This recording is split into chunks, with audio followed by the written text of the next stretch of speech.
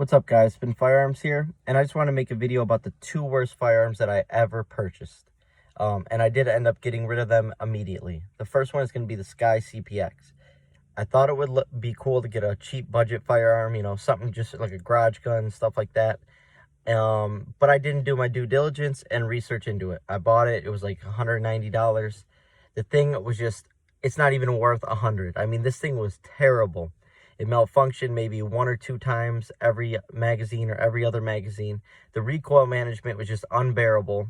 It actually felt decent in the hand, but on top of that, the trigger is just the worst. It's probably one of the worst triggers out there. I don't know how a company that specializes in firearms and knows firearms and makes firearms could possibly sit there and say, okay, yep, that's the right trigger to throw on that. Perfect idea. Let's throw that trigger out and sell it. It's going to be huge. It's going to sell. It just doesn't make sense. The second one, even though it was 100% reliable, was the Beretta APX. Not the A1, just the Beretta APX. It was a good firearm, but the trigger was just hard to deal with. It's not like the trigger was terrible.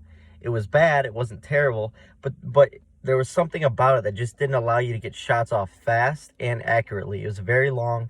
The trigger came all the way back out for reset before you'd be able to pull it out. Like a Glock, for instance, comes back maybe about a third of a way for reset, whereas the Apex would have to come all the way out. So you'd have to let your finger, and then, so that's the main problem people have with shooting, is that long trigger pull, and then they let it all the way back out. That makes you yank shots. Whereas if you just do to reset, boom, boom, boom. Whereas the APX didn't even allow you to shoot to reset, it felt like. So those are the two firearms that I was the most disappointed in, and the worst firearms I ever purchased.